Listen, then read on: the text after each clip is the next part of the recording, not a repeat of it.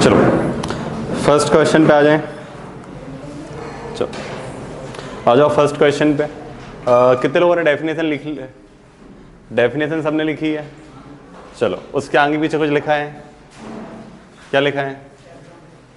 Example लिख लो। Section 66C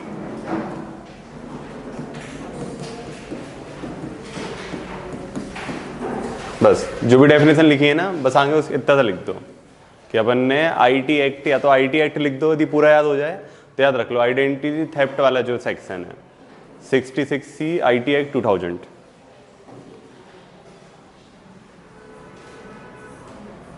ठीक है, बाकी जो लिखा है सही लिखा है तुमने। और ये लिखा है ना कि किसी दूसरे आदमी की आइडेंटिटी का कोई दूसरा आदमी यूज कर ले। जैसे आजकल तुम्हारा बेसिकली अपन कार्ड क्लोनिंग की बात कर लो, या फॉर एग्जांपल तुम किसी दूसरे आदमी का सोशल मीडिया फर्जी आईडी बना लोगे, वो भी किसका एग्जांपल हो जाएगा? आइडेंटिटी थेफ्ट का।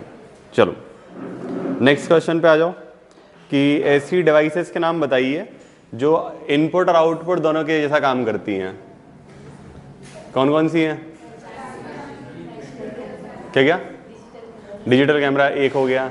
चलो एक डिवाइस कंप्यूटर तुम्हारे पास में भी है, टच स्क्रीन। चलो दूसरा हो गया। तीसरी पे मैं काम कर रहा हूं, इंटरेक्टिव पैनल्स या डिजिटल बोर्ड, ये सब इसके एग्जाम्पल हो जाते हैं। चलो उसके अलावा एक है जिस पे तुम पैसे निकालने जाते हो, एटीएम हो गया।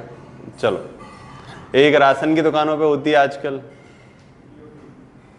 पीओपी की पीओएस? पीओएस मशीन सुना है, वो भी इनपुट आउटपुट दोनों का एग्जाम्पल है। फुल फॉर्म क्या होता है पीओएस का? Point of sale system, point of sale systems. हाँ दरअसल बताओ क्या बोल रहे थे?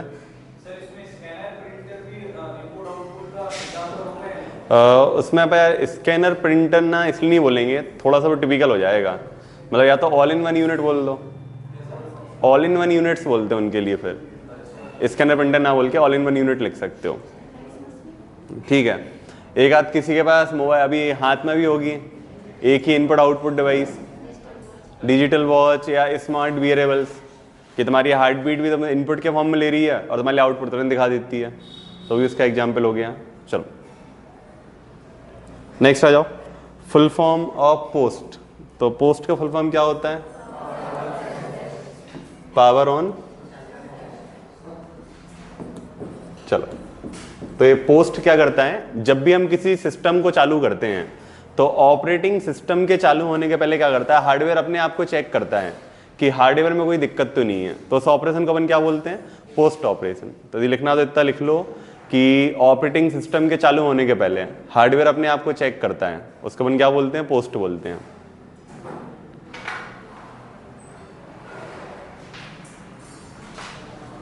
चलो अगला क्वेश्चन सबको पता होगा, जो भी नाम लिखे थे ये सब क्या हैं? क्या है? Utility software. बस अपन को अब थोड़ा सा इसमें स्मार्ट काम क्या कर देंगे कि अपन एक एक शब्द में लिखते जाएंगे। डिस्क फॉर्मेटिंग का यूज किसके लिए होता है बताओ? हाँ सबसे पहले लिखा है डिस्क फॉर्मेटिंग। इसका मतलब क्या होता है? फॉर्मेट क्यों करते हैं? डेटा रोकने के लिए, उड़ाने के लिए। बस एक लाइन लिखना है, डिस्क फॉर्मेटिंग डेटा डिलीट करने के लिए। फिर सेकंड तुम्हारा लिखा है बैकअप प्रोग्राम्स, तो एक इसके लिए डेटा को एक सेकेंडरी सोर्स के फॉर्म में रखने के लिए। थर्ड तुम्हारा लिखा है डिस्क फ्रेगमेंटेशन, तो ये स्टोरेज को अलग अलग भागों में बांटने के लिए। ठीक है, लास्ट तुम्हारा दिया है फाइल मैनेजर, तो ये क्या हो जाता है? फाइल को अलग अलग असेंबल करने के रखने के लिए, कि जो भी हमारे पास फाइल हैं उनको हम अलग अलग जगह पे व्यवस्थित तरीके से रख पाएँ, तो ये इसमें आ जाएगा। चलो नेक्स्ट आ जाओ। असेंबलर क्या होते हैं? सबको राम कहानी पता है। ठीक है, तो असेंबलर किसको किस में कन्वर्ट करते हैं? असेंबली लैंग्वेज को। चलो ये तो हर कोई लिख रहा है, एग्जाम्पल किसी ने लिखा है असेंबलर के? एक आध चलो एग्जाम्पल लिख लो।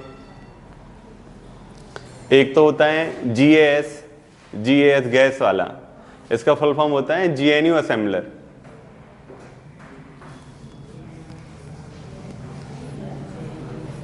लिख लिया? GNU assembler, GAS. ठीक है, अगला लिख लो MASM, Microsoft macro assembler, Microsoft macro assembler. और जो मोस्ट कॉमन यूज होता है वो होता है NASM, नेट वाइड असेंबलर। तो बस डेफिनेशन लिखो, एग्जाम्पल दे दो। NASM, नेट वाइड असेंबलर, ताकि थोड़ा सा अपना वैल्यू एडिशन दिखे सामने वाले को कॉपी में कि कुछ अलग से अपन ने किया है। चलो अगले पे आ जाओ कि ब्लैक हैट हैकर्स। तो 2-3 चीजें लिखनी थी कि पहली चीज तो क्या हो गई है कि नैतिक कार्य या अनैतिक कार्य, इलीगल एक्टिविटी। चलो पहली चीज ये हो गई। सेकंड चीज, जो भी इनकी भावनाएं इंटेंशंस हैं, तो अच्छे काम करने के लिए, बुरे काम के लिए, बुरे काम के लिए, ठीक है, 2 चीज हो गई। तीसरी चीज, अब कोई आदमी कंप्यूटर पे बुरे काम कर रहा है तो स्किल्स कम होंगे कि ज्यादा होंगे? तो ये हाईली स्किल्ड पीपल होते हैं। ब्लैक हैट हैकर बनने में बहुत दम चाहिए, मतलब तुरंत डरे जाओगे। और सबसे कॉमन इनका हथियार कौन सा होता है? DOS। क्या होता है? Denial of service attack. तो जो सबसे कॉमन वेपन यूज करते हैं ये लोग, तो होता है DOS। और नाम लिखना चाहो तो इंडिया में एक भाई साहब थे, शायद कॉलेज टाइम में 2-4 लोगों ने नाम सुने होंगे, नाम था राहुल त्यागी, तो लिख लो। मतलब IIT के स्टूडेंट था, इसने स्टार्टिंग करी थी डिपार्टमेंट की वेबसाइटों से, बाद में RBI तक की वेबसाइट पे पहुंच गया था, ठीक है। और मतलब ये पैसा वैसा नहीं लूटता था ये, बट उल्टे सीधे कुछ भी लगा देगा वेबसाइट हैक कर करके। पाकिस्तान की वेबसाइट हैक करता रहता था। शुरू में इसने पाकिस्तान की करी तो लोगों ने बहुत प्रमोट किया, बदला ले रहा है, बाद में वो पलट गया, उसने अपनी गवर्नमेंट की नहीं छोड़ी, वो सब बढ़िया आदमी था, ठीक है। चलो नेक्स्ट आ जाओ। 5th generation computer hardware. तो बताओ सबसे पहला हार्डवेयर कौन सा हो जाएगा? हाँ, माइक्रो प्रोसेसर्स। ऐसा मत लिखो यार, लार्ज स्केलेबिलिटी। चलो लिखते जाओ। Second, parallel massive processing. Parallel massive processing hardware, basically hardware मतलब इक्विपमेंट के सेंस में नहीं पूछना चाह रहे थे, उसका ये था कि मतलब 5th जनरेशन के लिए क्या क्या चीजें जरूरी होंगी कि जब वो 5th जनरेशन जाके बन पाएगा। क्या क्या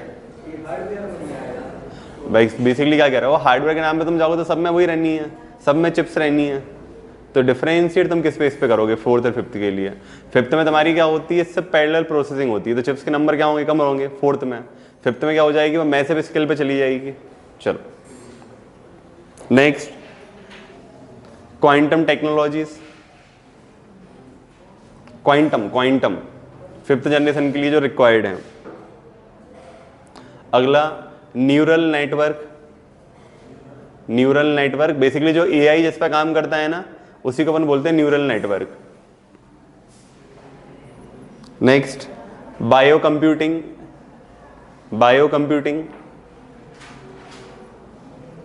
जो DNA कंप्यूटिंग नाम सुना है, तो उसका जो पेरेंट टर्म या जो बड़ा टर्म है वो क्या हो जाता है? Bio computing. चलो और लास्ट लिख लो, ऑप्टिकल कंप्यूटिंग।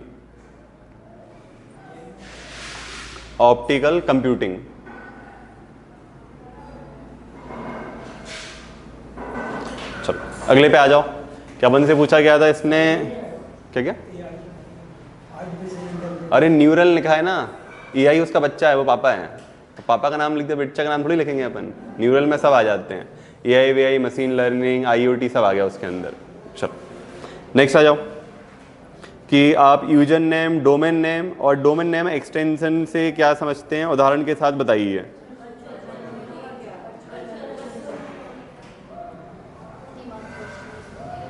बनागे पड़ गए क्या? अच्छा ठीक है, वर्चुअल मेमोरी क्या होती है बताओ, क्या होती है, कुछ तो बता दो।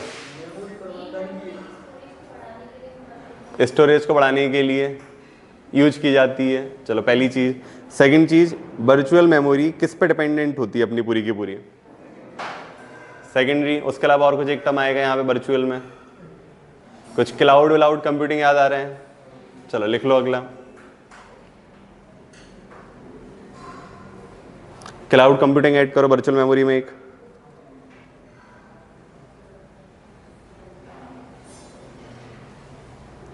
लिख लिया। चलो नेक्स्ट चीज कि ये ना इल्यूजन क्रिएट करती है, ये आभास प्रदान कर देती है कि मेमोरी बढ़ चुकी है, रियल में ऐसा कुछ भी नहीं होता है।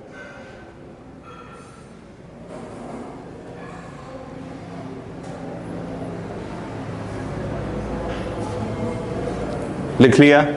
चलो अगली चीज, वर्चुअल मेमोरी का यूज क्या हो जाता है कि मल्टीटास्किंग को बढ़ा देता है सिस्टम्स में। यदि कोई एक आध कोई उसका मोबाइल यूज कर रहा हो वन प्लस का, तो वन प्लस वाला ऑप्शन देता है कि आप पर्टिकुलर को रैम में कन्वर्ट कर सकते हो। ठीक है, बाकी मोबाइल्स में इतना मतलब मैंने नहीं देखा, पिक्सल में तो नहीं है, ऐसा कुछ भी ऑप्शन नहीं कुछ भी नहीं है। वो तो कह रहा जो है उसमें खुश रहो। हाँ वीवो ओप्पो में आ गया। ठीक है, वन प्लस मतलब जो भी वन प्लस के बच्चे हैं उन सब में आ रहा है वर्चुअल मेमोरी का ऑप्शन। चलो आ जाओ वापस से अपन अपना डोमेन नेम पे बताओ।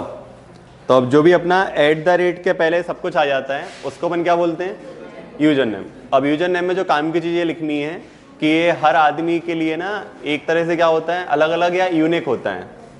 तो लिख लिया ये पॉइंट कि जो यूजर नेम होता है वो हमेशा यूनिक होता है, एक जैसे दो यूजर नेम नहीं हो सकते कभी किसी भी सिस्टम में।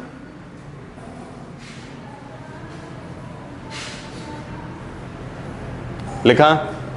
चलो अगली चीज, यूजर नेम में अल्फ़ाबेट आ सकते हैं, नंबर आ सकते हैं, सिंबल आ सकते हैं कि नहीं आ सकते हैं? नहीं आ सकते हैं, सिर्फ नंबर और अल्फ़ाबेट का बनता है। तो ये मत सोचना तुम्हारे नाम में है तुम खुद एक @ रख लो कि तुम एंड का सिंबल रख लो, तो सिर्फ नाम और अल्फ़ाबेट रहते हैं इसमें, नंबर्स और अल्फ़ाबेट। चलो अब @ के बाद जो भी चीज़ होती है सबको अपन कंप्लीट मिला के क्या बोलते हैं, डोमेन। अब जो डोमेन नेम होता है ना वो हमें किसी एक स्पेसिफिक एंटिटी की तरफ इशारा करता है कि एक जैसे दो डोमेन नेम के नाम की कोई भी चीज़ नहीं हो सकती है। तो यूजर नेम ने एक आदमी को स्पेसिफाइड किया है और डोमेन नेम ने एक एंटिटी को स्पेसिफाइड कर दिया है। और सबसे लास्ट में क्या बचा है, डोमेन नेम एक्सटेंशन। तो उसका असली नाम लिख लो, उसको बोलते हैं top level domain, TLD। Domain name extension को अपन बोलते हैं top level domain, TLD।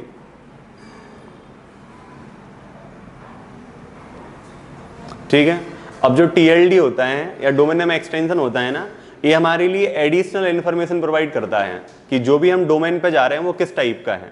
For example .org मतलब क्या हो चुका है, वो ऑर्गेनाइजेशन हो गया या एक चैरिटेबल ट्रस्ट हो गया। .edu है मतलब क्या हो चुका है, एजुकेशन वाला हो गया है। .in है मतलब इंडिया वाला हो गया। .uk है मतलब कहाँ का हो गया, यूनाइटेड किंगडम का हो गया। .com है मतलब ग्लोबल है। तो बस उसके बारे में वाली वो जानकारी दे देता है।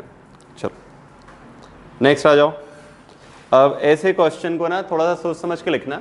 अब उसने हमसे पूछा है कि सोशल मीडिया को सेंसर्स करना चाहिए कि नहीं करना चाहिए, क्या लगता है?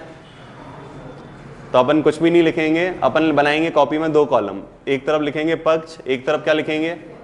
ध्यान रखना में इमोशनल बिल्कुल नहीं होना है कि तुमने यदि लिख दिया करना चाहिए और सामने वाला चेक करने वाला कौन सा है, नहीं करना चाहिए तो निपटा देगा। और यदि हमने लिखा है नहीं करना चाहिए और सामने वाला है कि करना चाहिए तो निपटा देगा। तो दोनों डायमेंशन दो, दोनों व्यू खोल दो, एक तरफ लिख दो पक्ष में तर्क, एक तरफ विपक्ष में तर्क। चलो तो पक्ष में आ जाओ। तो करना क्यों चाहिए सेंसरशिप? सबसे पहली चीज प्रॉब्लम तुम लोग के साथ भी हो रही है, किसकी?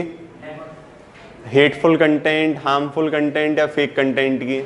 तो इसको अपन रोक सकते हैं यदि अपन इसको क्या कर देंगे, सेंसरशिप लेके आएंगे। चलो सेकंड चीज कि अपन भारत के पर्सपेक्टिव में बात कर रहे हैं कि हमारा संविधान क्या बोलता है कि हमें सिर्फ बहुसंख्यक की आवाज नहीं सुननी है, हमें किसकी आवाज सुननी है? तो किसके हितों को बचाएगा ये? अल्पसंख्यक या वल्नरेबल सेक्शंस के, कि जो संकटपन्न समुदाय के लोग हैं, मैंने उनके लिए सबसे ज्यादा वॉइस का काम करेगा। अगली चीज, भारत का संविधान बोलता है कि फ्रीडम ऑफ एक्सप्रेशन है, लेकिन उससे तो जरूरी है पब्लिक ऑर्डर को मेंटेन करना। तो किसमें हेल्प करेगा पब्लिक ऑर्डर को मेंटेन करने में?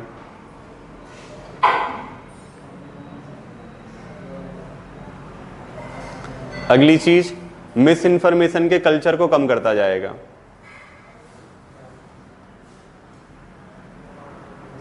नेक्स्ट, ठीक है, नेक्स्ट लिखो कि रिसेंट में याद होगी नूह वाला केस, सबके लिए याद होगा।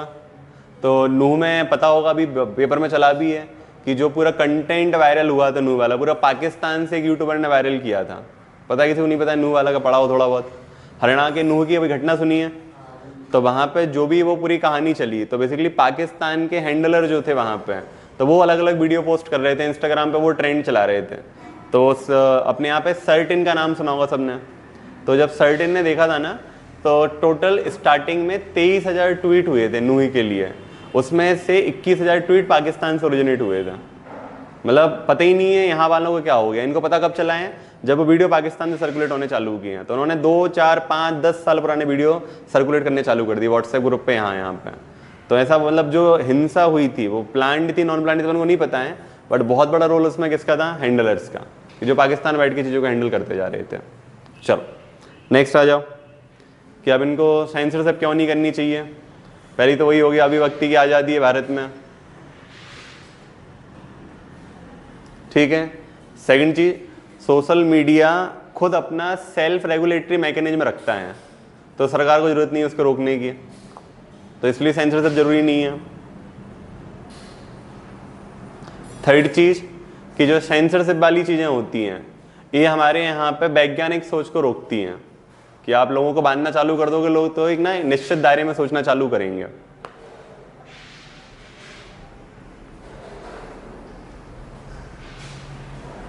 ठीक है।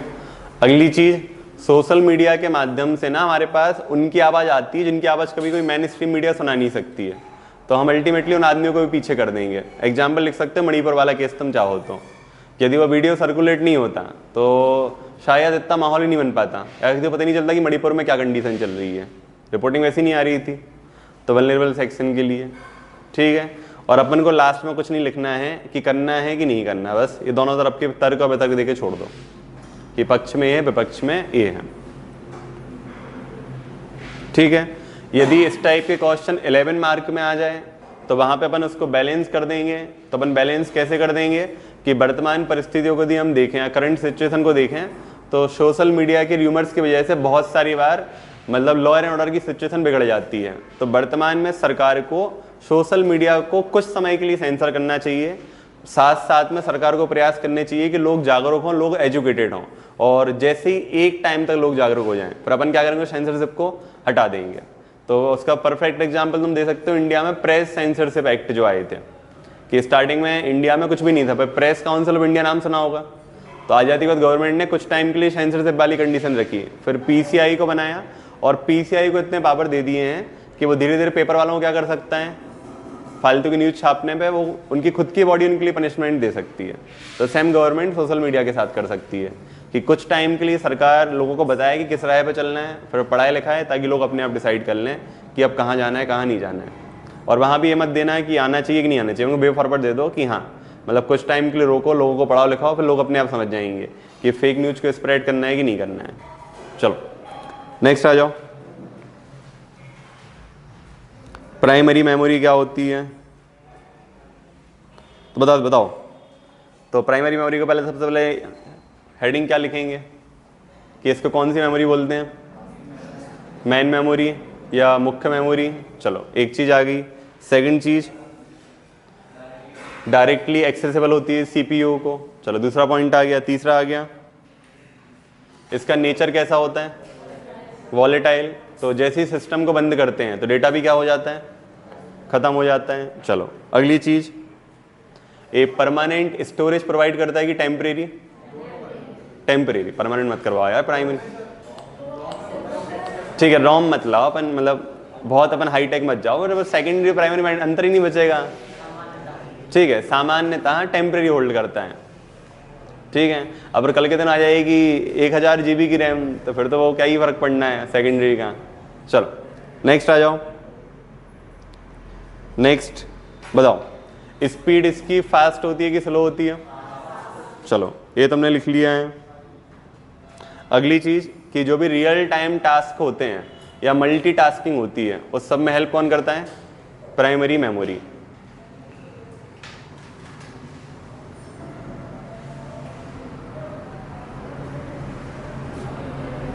लिखा। और यदि कुछ लिखना चाहो लास्ट में तो ये लिख सकते हो, मतलब यदि एक आध पॉइंट नेगेटिव देना हो तो सारी कमी, सारी अच्छाइयाँ हैं, बस एक बुराई या एक कमी क्या हो जाती है कि इसकी स्टोरेज कैपेसिटी क्या हो जाती है, सेकेंडरी के मुकाबले कम हो जाती है। बस एक लास्ट में लिख देना, या फिर एग्जाम्पल्स लिख सकते हो प्राइमरी मेमोरी के। तो एग्जाम्पल से खत्म कर दो या ये लिख के खत्म कर दो कि बाकी सब बढ़िया है, बस स्टोरेज कैपेसिटी इसकी कम है। क्या क्या प्रकार बता सकते हो, बिल्कुल बता सकते हो।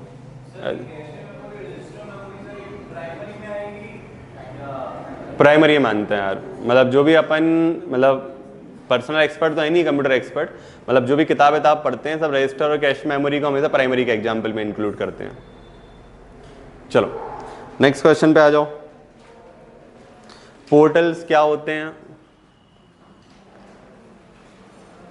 तो बताओ पोर्टल्स क्या होते हैं, क्या होते हैं पोर्टल्स? वेबसाइट्स या एप्लीकेशंस, एक ही के उनका समूह,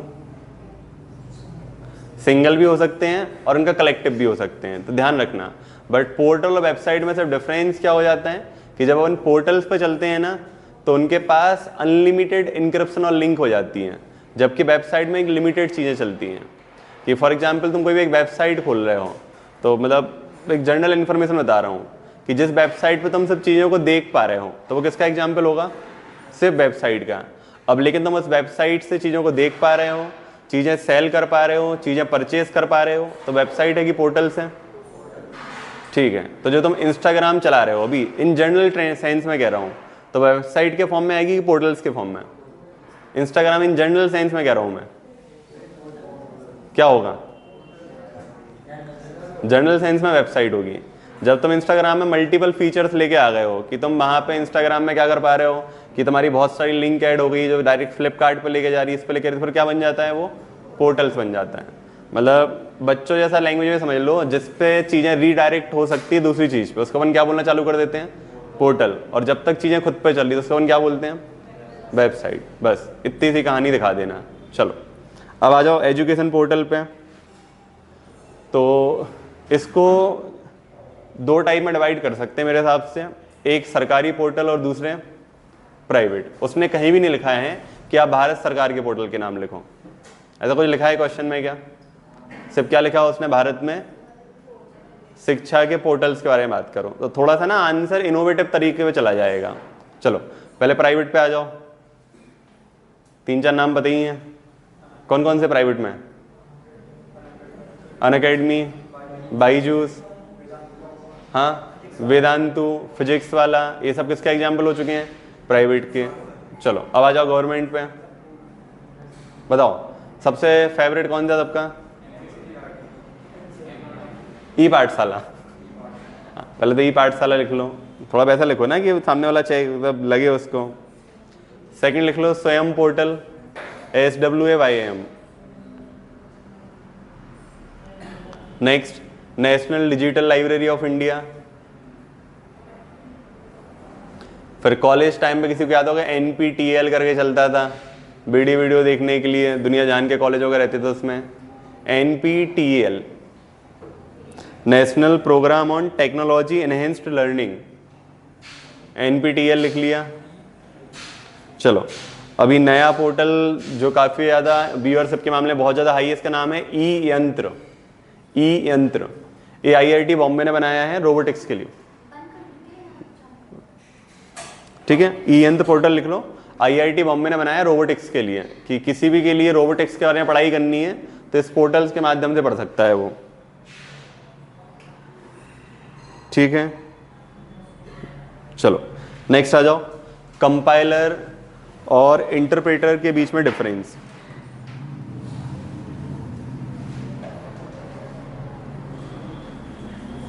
चलो तो एक तरफ वही लिखा होगा कंपाइलर, दूसरी तरफ क्या लिखा होगा? तो कंपाइलर कैसे करता है कन्वर्ट एक साथ की लाइन बाई लाइन, और इंटरप्रेटर क्या करेगा? Line by line. चलो सेकंड में आ जाओ, बताओ कि अपना जो कंपाइलर होता है वो टाइम क्या लेता है, कम की ज़्यादा? और इंटरप्रेटर? चलो अगला आ जाओ, अब जो अपना कंपाइलर है वो एक साथ एरर को देखता है कि इंटरप्रेटर एक साथ एरर को देखता है? और एरर एक एक एरर को देखता जाएगा इंटरप्रेटर, आगे बढ़ता जाएगा। चलो नेक्स्ट आ जाओ, अब जो एग्जीक्यूटिव फाइल है, जो इस प्रोग्राम को एग्जीक्यूट करने की फाइल है, उसको जल्दी जनरेट कौन कर देता है? कंपाइलर। और स्लो जनरेट कौन करता है? हाँ, ऐसे रेफरेंस बनाने पड़ेंगे। बनेंगे कैसे? बनना 5, ठीक है, 5 ऐसे बनाने पड़ेंगे। चलो नेक्स्ट आ जाओ कि कंपाइलर के प्राइम एग्जाम्पल, कुछ एग्जाम्पल बताएं। C plus plus. इंटरप्रेटर के लिखते जाओ, Python, Java script.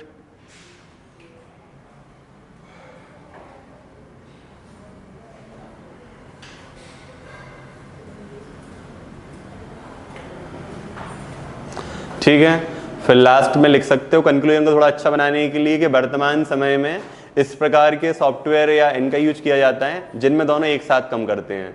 For example C sharp, किसी ने नाम सुना होगा लैंग्वेज का, ऐसा लिखते हैं। ठीक है, तो ये दोनों फंक्शन एक साथ करता है।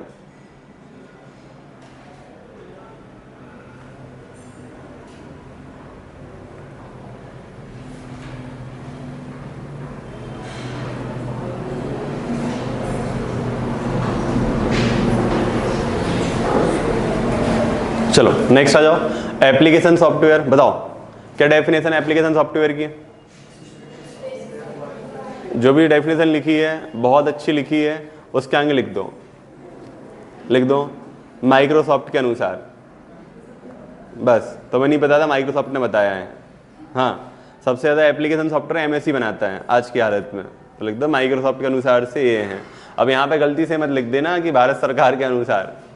गवर्नमेंट ने कहीं पे डिफाइन नहीं किया सॉफ्टवेयर हार्डवेयर के लिए, उसने क्राइम को डिफाइन किया है हमेशा। चलो, तो लिखा तुमने सॉफ्टवेयर के बारे में दुनिया जान की चीजें लिख दी। एक पॉइंट लिखा है नहीं लिखा है कि सॉफ्टवेयर ही वही एंटिटी होती है जो यूजर और हार्डवेयर को क्या कर देते हैं? लिंक करते हैं। ऐसा लिखा है नहीं लिखा है? क्या सॉरी, यूजर और सिस्टम सॉफ्टवेयर को। तो लिखा है ये वाला पॉइंट? नहीं लिखा है तो लिख लो, ये दिखाना जरूरी है कि यूजर और सिस्टम सॉफ्टवेयर को दोनों को लिंक करता है।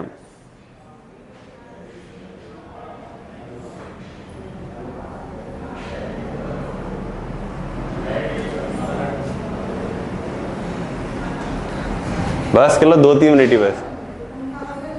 चलो अब 5 के नाम बताते जाओ। कौन सा हो गया? पहला MS ऑफिस हो गया, ठीक है। दूसरा गूगल क्रोम हो गया। तीसरा मोजिला फायरफॉक्स। और ठीक है, एंटीवायरस, ठीक है। और चलो हाँ, और कौन सा हो सकता है बताओ? VLC, व्हाट्सएप मतलब यार वो सोशल नेटवर्किंग साइट, थोड़ा मतलब जूम लिख लो। ओपेरा हो गया, जूम हो गया, फोटोशॉप हो गया, वो तुम पिक्सार्ट चला रहे हो, दुनिया जान के सॉफ्टवेयर चला रहे हो गए हैं, वो हो गए हैं। चलो नेक्स्ट पे आ जाओ।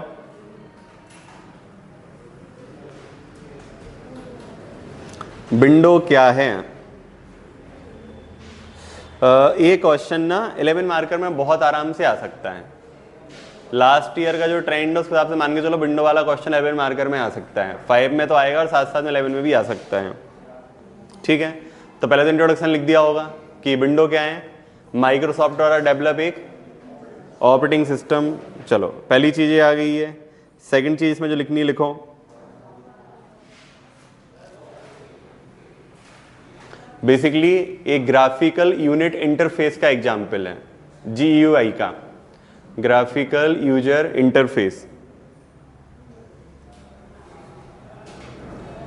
ठीक है, ये GUI प्रोवाइड कर देता है ताकि मशीन और ह्यूमन इंटरेक्ट कर पाए।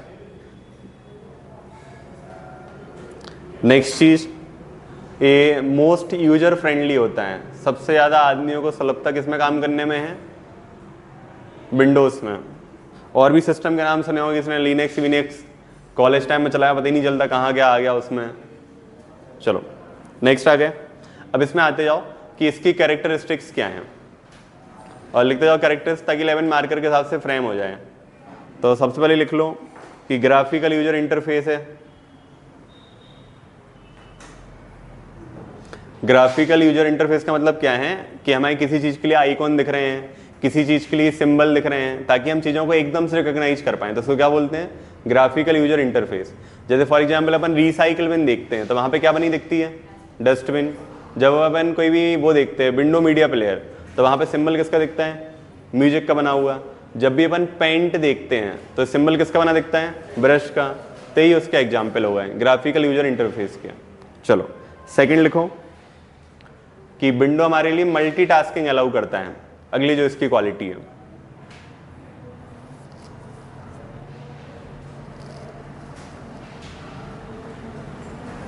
नेक्स्ट फाइल मैनेजमेंट का काम करता है।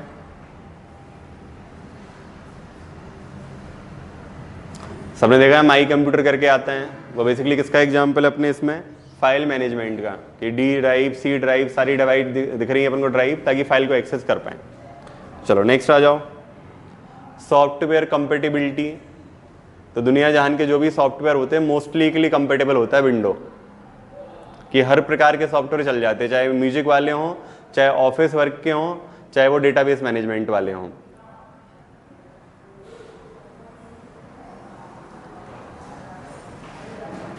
चलो अगली चीज, ये बहुत सारे डिवाइस ड्राइवर को इनबिल्ट रखता है।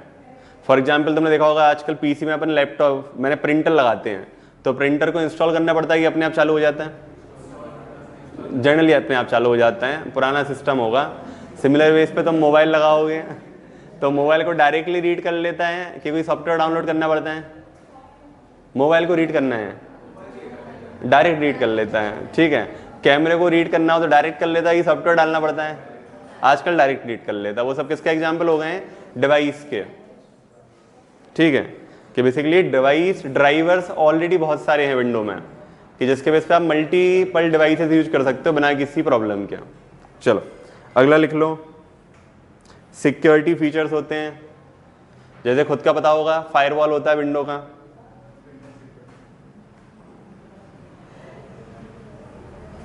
चलो अगला लड़कों ने बहुत चलाया होगा, उसका एक खुद का पासवर्ड प्रोटेक्टेड होता है, बिट लॉकर। तो अगला लिख सकते हो कि प्राइवेसी वाले फीचर्स होते हैं, उसका खुद का एक होता है बिट लॉकर करके, कि आप किसी भी ड्राइव को, किसी भी फोल्डर को पासवर्ड प्रोटेक्ट कर सकते हो। चलो नेक्स्ट लिख लो, कंटिन्यूअसली अपने अपडेट्स प्रोवाइड कराता है, कंटिन्यूअसली अपने अपडेट्स प्रोवाइड कराता रहता है। नेक्स्ट लिख लो, जैसे जैसे टेक्नोलॉजिकल एवोल्यूशंस होता है तो अपडेट की जगह ना फिर विंडो का नया वर्जन आ जाता है। अपडेट्स मतलब एक ही वर्जन को सुधारना, और वर्जन मतलब एक टेक्नोलॉजी से थोड़ा अगली चीज पे शिफ्ट हो जाना। ठीक है, अगली चीज हर मंथली सिक्योरिटी पैचेस पहुंचाता है, जिस भी बेस पे हैकर वैकर काम कर रहे होंगे तो उसको अपडेट करके वो सिक्योरिटी पैच को पहुंचा देगा। चलो नेक्स्ट लिखो, मल्टी यूजर अकाउंट की फैसिलिटी प्रोवाइड करता है, कि एक ही सिस्टम पे आप मल्टी यूजर अकाउंट बना सकते हो।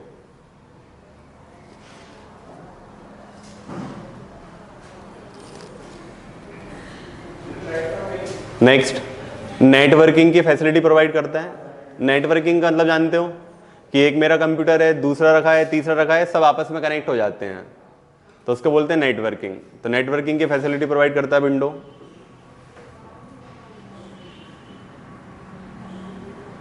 ठीक है, और सबसे लास्ट में लिख दो कि मोस्ट ऑफ द हार्डवेयर को सपोर्ट करता है।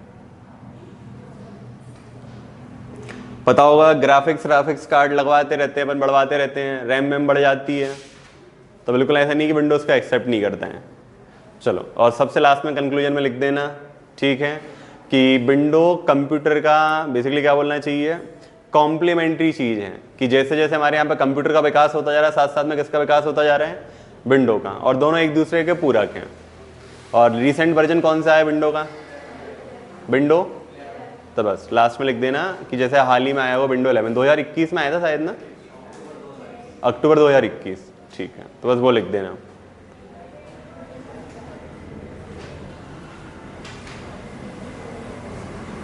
अगला क्वेश्चन बताइए सबने, कितने लोग लिख पाए अगला क्वेश्चन। चलो, तो मतलब बहुत सारे लोगों ने लिख लिया, 7-8 लैंग्वेज याद आ गई थी, नाम लिखना चालू कर दिए। मैं जब हेडिंग बता रहा हूँ, बाकी या तुम्हारे पास नोट्स में सब लिखा ही हुआ है उनके बारे में। तो मेजर मेजर लैंग्वेज के नाम लिखते जाओ। एक तो HTML लिखा, चलो HTML में एक चीज लिख लो कि इंटरनेट की है आधारभूत लैंग्वेज है। उसका हॉर्न बज जाए पहले। इंटरनेट की आधारभूत लैंग्वेज है HTML, फंडामेंटल लैंग्वेज होती है HTML।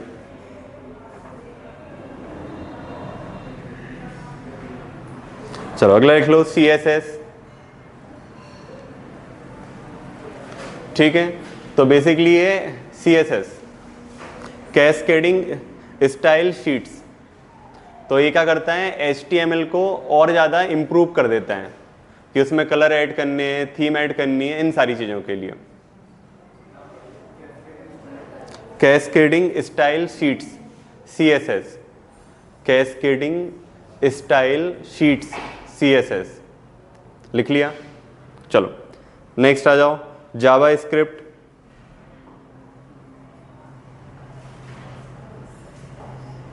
तो लिख लो, इसमें एक चीज वर्सेटाइल लैंग्वेज है जो डायनामिक काम करती है, जो डायनामिक बिहेवियर दिखाती है वेब पेजेस के लिए। मतलब एक काम चल रहा है तो दूसरा काम भी साथ साथ में करती जाएगी। नेक्स्ट लिख लो PHP।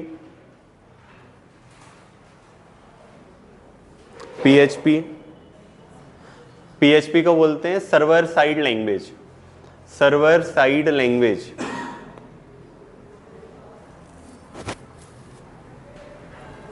बेसिकली PHP क्या करती है कि मैं एक काम कर रहा हूं और मैंने अपना कुछ एक इनपुट दिया है, तो उसी इनपुट के बेस पे ना ये अपने आप को दूसरी लैंग्वेज में या दूसरे फंक्शन में कन्वर्ट करती जाती है। तो इसको बोलते हैं सर्वर साइड लैंग्वेज, कि एक लैंग्वेज में प्रोसेस कर रहा हूं और दूसरी पे जिसको मुझे जाना होगा तो उसको PHP अपने आप जनरेट कर देती है।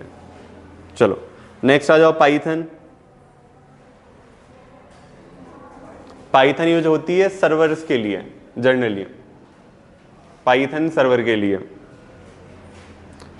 और वो भी ऐसी जगह पे जहां पे हमें डेटाबेस पे काम करना हो तो वहां पे हम पाइथन को लेके आ जाते हैं।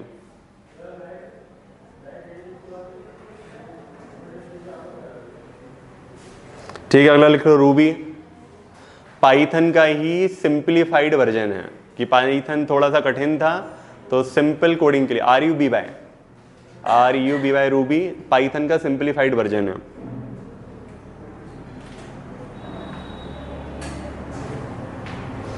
चलो नेक्स्ट लिख लो SQL, structured query language. SQL ये भी डेटाबेस मैनेजमेंट का थोड़ा सा और एडवांस वर्जन है SQL। नेक्स्ट लिख लो XML। एक डेटा को बेसिकली एक हायरार्की के फॉर्म में अरेंज कर देता है। XML डेटा को हायरार्की के फॉर्म में अरेंज करने के लिए।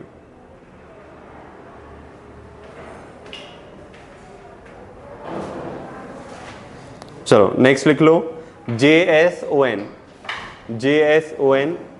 जावा स्क्रिप्ट ऑब्जेक्ट नोटेशन, जावा स्क्रिप्ट ऑब्जेक्ट नोटेशन।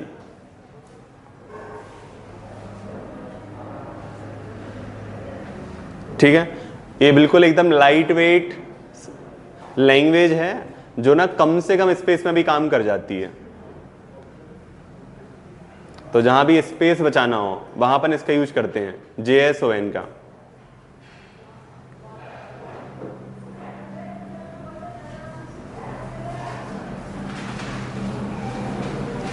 लिखा? चलो बस, इससे ज़्यादा मुझे भी नहीं पता, ना मैं ढूंढ पाया। हाँ, बाकी जिनको मिल गई तो मतलब बहुत सारी है, 5-6 लैंग्वेज है, लिखते जाना, एक निबंध लिख देना एकदम लैंग्वेजेस पे। ठीक है, कॉपी कभी खत्म ही नहीं हो रही, अनंत काल तक चली जा रही है। चलो नेक्स्ट आ जाओ ई गवर्नेंस।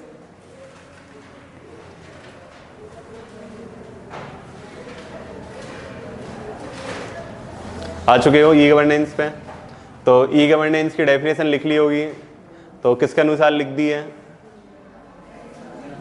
अपने अनुसार की किसी एक आध का नाम लिख सकते हो। किसका नाम लिख सकते हो ई गवर्नेंस के लिए? वर्ल्ड बैंक के अनुसार लिख सकते हो, किसी के अनुसार भी लिख सकते हो। ठीक है, अब ना ई गवर्नेंस में जो काम की चीज होती है ना, ये होता है ई गवर्नेंस ट्राइंगल। तो एक ट्राइंगल बना लो, जिसके लिए ई गवर्नेंस को अपन लेके आए थे।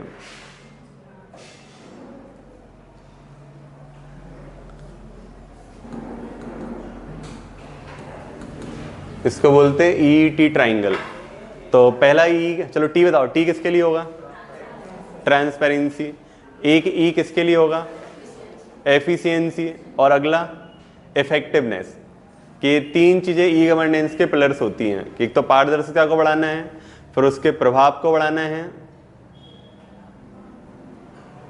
ठीक है, फिर उसकी दक्षता को बढ़ाना है। तो इन तीन चीज के लिए अपन क्या लेके आते हैं? E governance. तो ये तीन बना के, ट्राइंगल बना के, और सुनो इन तीनों को एक्सप्लेन करना है, ठीक है। ऐसा नहीं बस ट्राइंगल बना के छोड़ दिया, तीनों का मतलब लिखना कि इससे क्या क्या चीजें हो सकती हैं।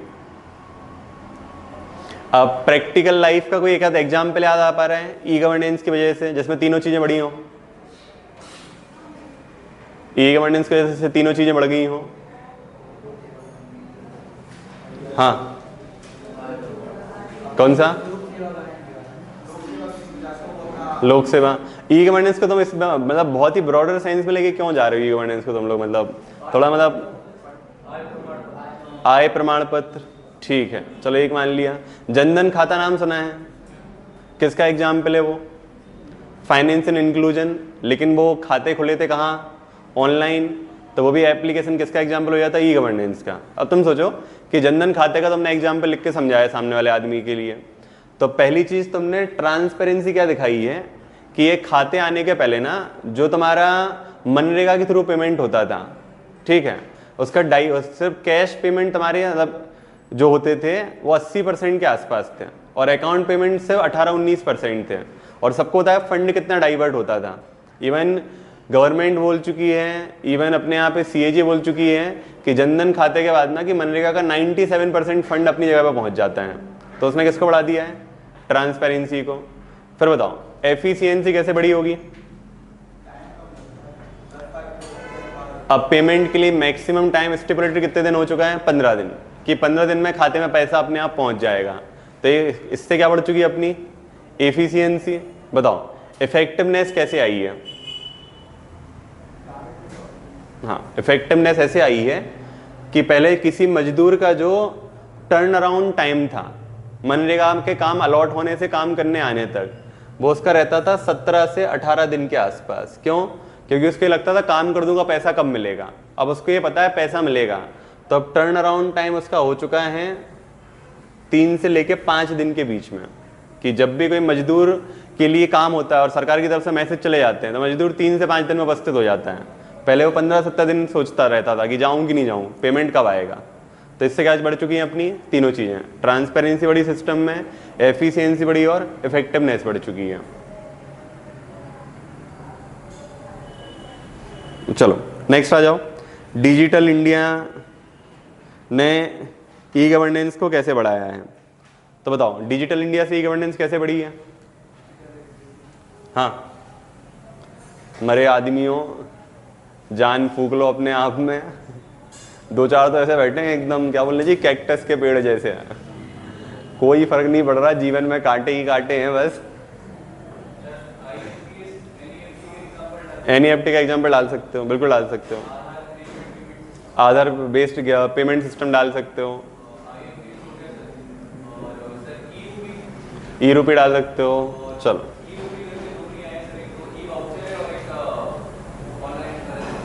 ठीक है। चलो डिजिटल इंडिया मिशन का सबसे पहला ऑब्जेक्टिव क्या था? हाँ, अपने यहाँ पे डिजिटल नेटवर्क को बढ़ावा देना। तो सबसे पहले अपने इंफ्रास्ट्रक्चर बन चुका है ई गवर्नेंस के लिए। पहली चीज तो फायदा हुआ कि हर डिपार्टमेंट की वेबसाइट बनाई गई, ठीक है।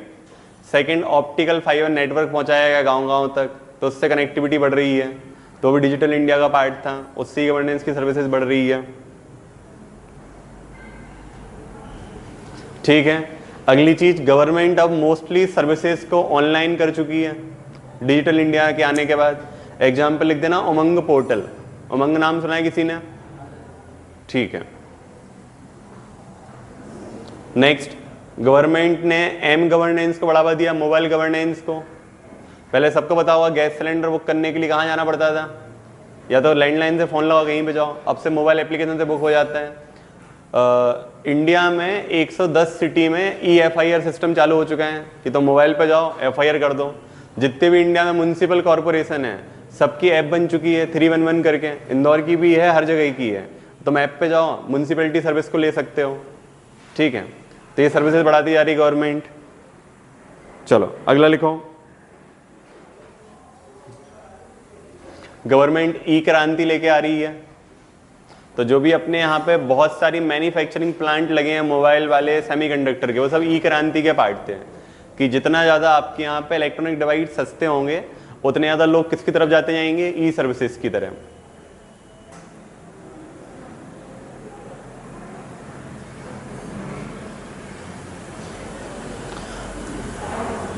अब इसके सामने चुनौतियां, तो सबसे पहली चुनौती किस चीज की है, डिजिटल डिवाइड की। किसकी चुनौती है, डिजिटल डिवाइड। तो जिनके पास टेक्नोलॉजी पहुंच चुकी है, बहुत आगे बढ़ चुके हैं, जिनके पास नहीं पहुंच पाई बेचारे वो बहुत पीछे आते जा रहे हैं।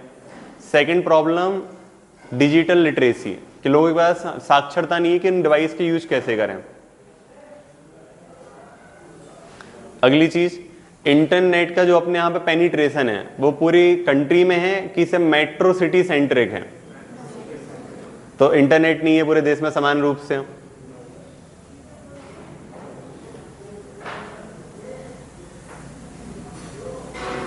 अगली चीज कि हमारे यहाँ क्रिटिकल इंफ्रास्ट्रक्चर डेवलप नहीं है। लिख लो क्रिटिकल इंफ्रास्ट्रक्चर।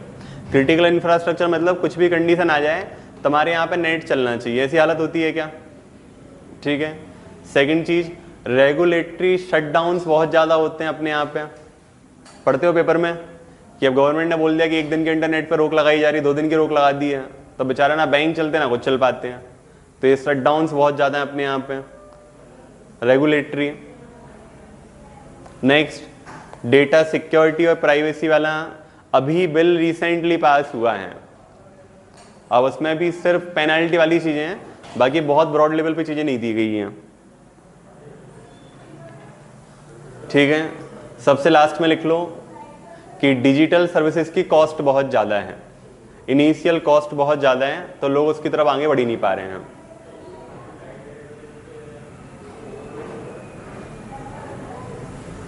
लिखा। अब लास्ट में कंक्लूजन में क्या लिख देंगे अपन, 3-4 पॉइंट कि सरकार को क्या क्या करने चाहिए ताकि ये समस्याएं सुलझ जाएं। तो सबसे पहले क्या करने चाहिए, लोगों के लिए पढ़ाई लिखाई डिजिटल लिटरेसी बढ़ाना चाहिए।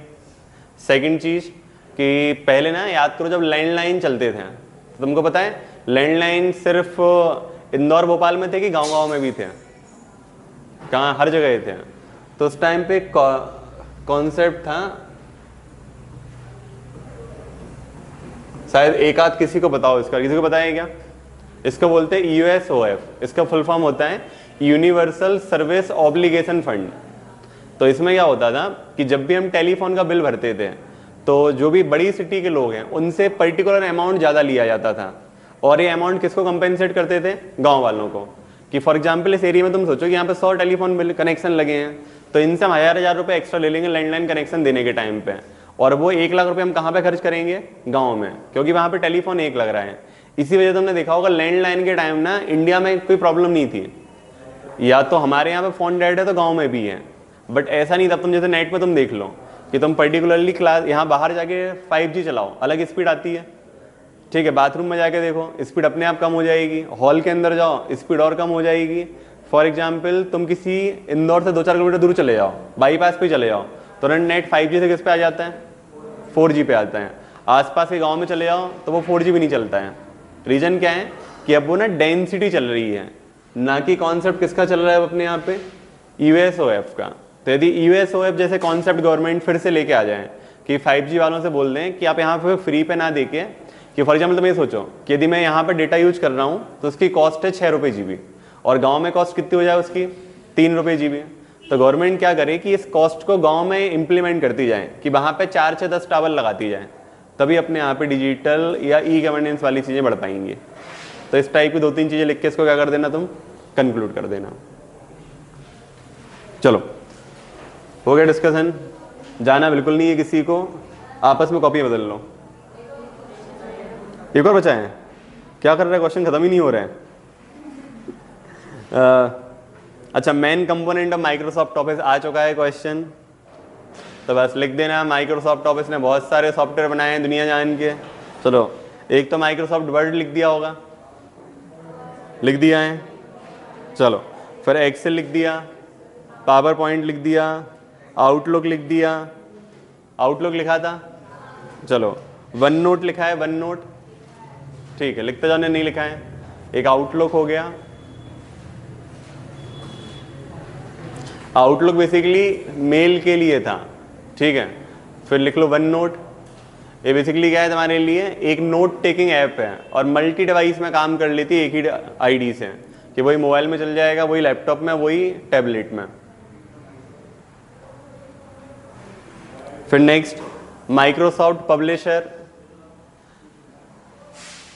ये बेसिकली किताबें छापनी है, पंपलेट छापने हैं, फ्लाईओवर छापने हैं, तो बहुत सारे टेम्पलेट प्रोवाइड कर देता है Microsoft publisher. Next, Microsoft team, Microsoft team, team वाला टीम, माइक्रोसॉफ्ट टीम, टीम वाला टीम, खिलाड़ियों वाली टीम।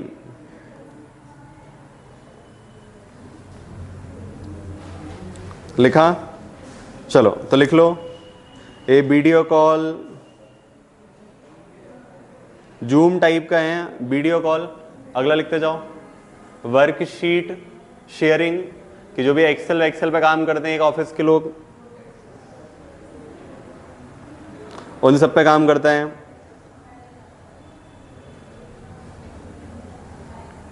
लिखा? नेक्स्ट लिख लो, Microsoft Access, ACCESS, Microsoft Access.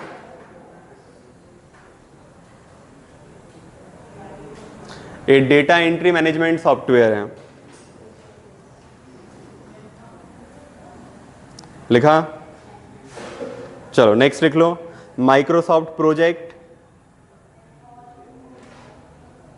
ये बेसिकली प्रोजेक्ट मैनेजमेंट का सॉफ्टवेयर है।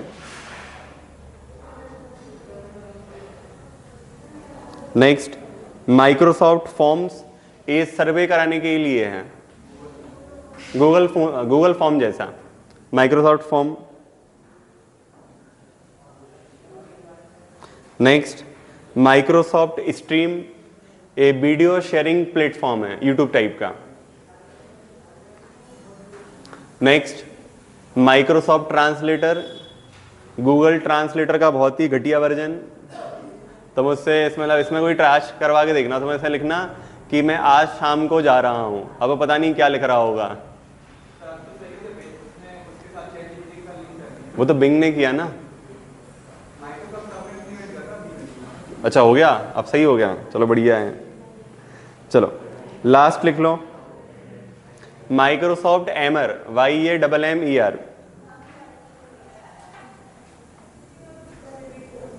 माइक्रोसॉफ्ट एमर, YAMMER, बेसिकली ये सोशल नेटवर्किंग प्लेटफॉर्म है जो पर्टिकुलरली कम्युनिटी के लिए चलता है। कि फॉर एग्जांपल जैसे अपन ने बना दिया एक पर्टिकुलर, तो सब इतने लोग इसकी यूज कर पाएंगे, मतलब अपनी एक personal social networking site type की चीज है माइक्रोसॉफ्ट एमर। चलो, लिख लिया, कॉपियां बांट लो आपस में।